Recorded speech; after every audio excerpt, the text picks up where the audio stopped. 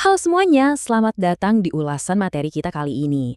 Hari ini kita bakal langsung menyelami sebuah topik yang bisa dibilang sangat mendalam. Kita akan membedah struktur logistik sekaligus kedalaman spiritual dari Festival Sholat Semesta atau FSS Angkatan ke-21. Berdasarkan materi sumber yang kita ulas, ini tuh bukan sekedar acara kumpul-kumpul biasa loh. Ini dirancang sebagai sebuah perjalanan transformasional yang mengawinkan kewajiban dengan kesadaran jiwa.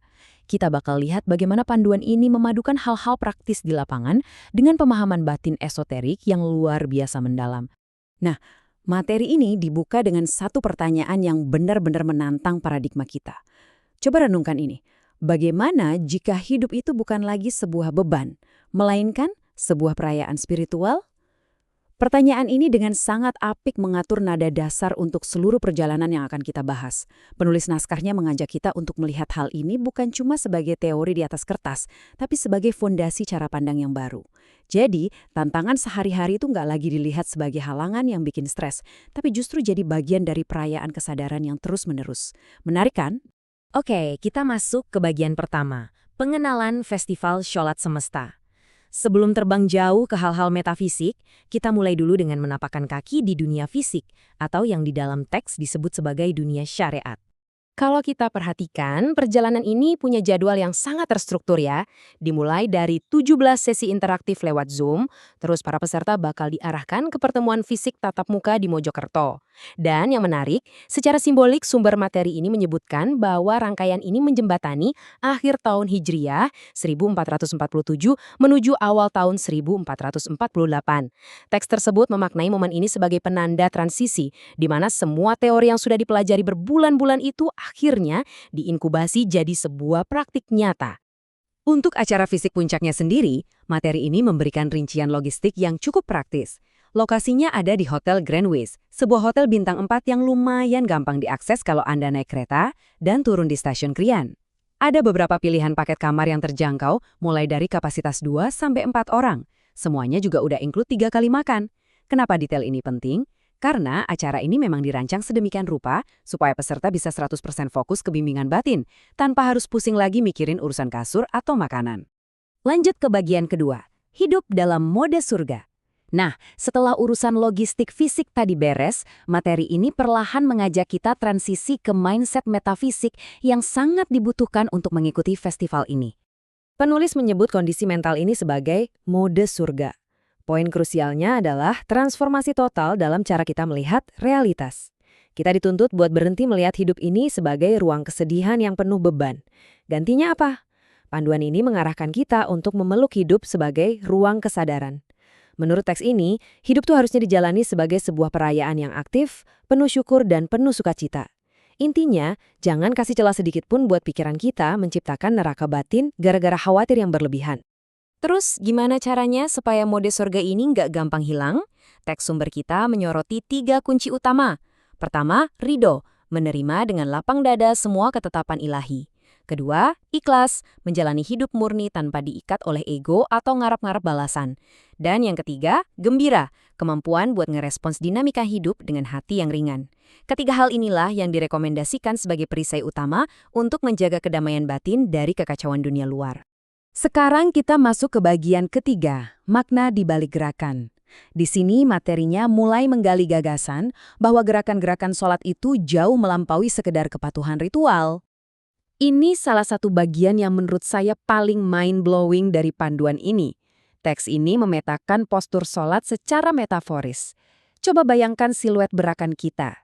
Mulai dari berdiri tegak bak huruf alif, lalu ruku dan sujud sebagai huruf lam, sampai posisi duduk yang menyerupai huruf H.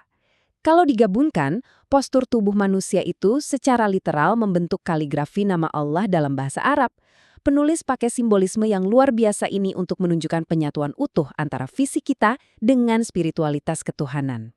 Filosofi gerakan ini kemudian dikunci dengan prinsip dasar la haula wala quwata illa billah, gak ada daya dan upaya kecuali pertolongan Allah.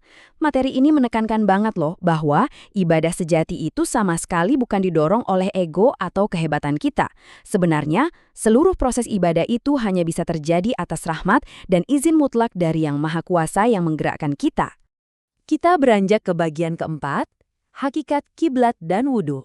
Konsep ketiadaan daya yang baru aja kita bahas tadi dipakai penulis sebagai fondasi untuk memahami makna batin di balik arah kiblat dan praktek wudhu. Ada sebuah kontras yang sangat elegan dijelaskan di sini. Waktu fisik kita ada di luar Ka'bah, kita terikat oleh dimensi ruang, jadi kita wajib menghadap ke arah fisik bangunan itu. Tapi, coba pikirkan, gimana kalau secara spiritual kita sedang berada di dalam Ka'bah? Otomatis batasan arah mata angin itu hilang kan? Kondisi ini melambangkan pandangan tasawuf bahwa jiwa yang terbangun akan menyadari kehadiran ilahi itu ada di segala arah, membebaskan kita dari sempitnya ruang.